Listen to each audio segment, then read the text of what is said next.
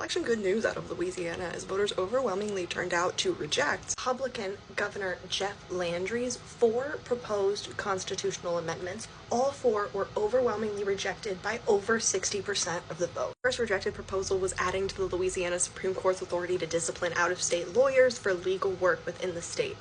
I don't understand this one too much, other than I thought that the GOP was about states' rights. But as of just a few minutes ago, that was rejected by about 65% of people who voted. The second constitutional amendment proposal was to rewrite large portions of the Constitution dealing with revenue collections and the state budget, savings account, and taxation revenue. It was a 100-page proposal. I didn't read the whole thing. I just found out about the results of this election. It didn't pass, but it did include dissolving trusts for like Louisiana state teachers or something like that.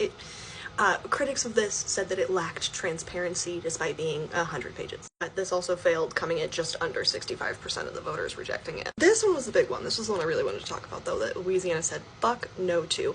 The proposal was removing the list of 16 crimes for which people under the age of 17 can be charged as adults from the Louisiana Constitution. So as of right now, 17 and older are tried as adults. So even minors are still currently being tried as adults, and there are 16 listed crimes wherein minors between the ages of 14 and 17 can also be tried as adults. This ballot proposal was trying to remove those 16 crimes to just leave it up to discretion of whoever has the case, I guess. Less protections for minors, basically. And Louisiana voters rejected that. They said, we're tired of this GOP lie. Funneling our kids into prison prevents crimes. We know for a fact that the #1 cause of most crimes is socioeconomic status. If you provided for people, if we poured into these kids, if we gave people what they need, crime would go down. But a lot of politicians and people in power do not want that. They want free prison labor. Louisiana overwhelmingly rejected expanding the ways in which minors could be tried as adults. That just blatant attack on children by the Louisiana governor was rejected by 66.4% of eligible voters. And this one, proposed changing the timing requirements for filling a judicial vacancy or newly created judgeship.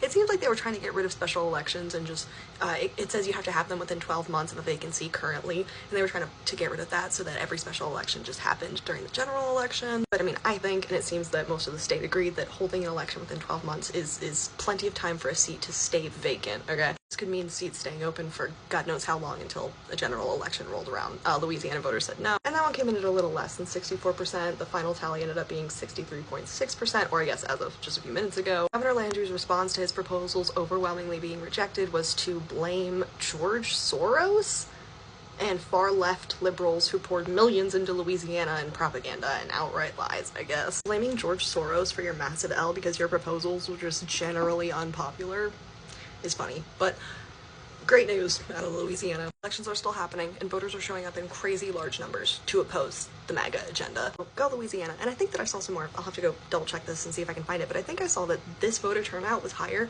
than when he ran for governor in 2023, which is really impressive because these were just constitutional amendments. These were just proposals. This election wasn't held for like a specific seat or candidacy. These are ones that usually have a much, much lower voter turnout, so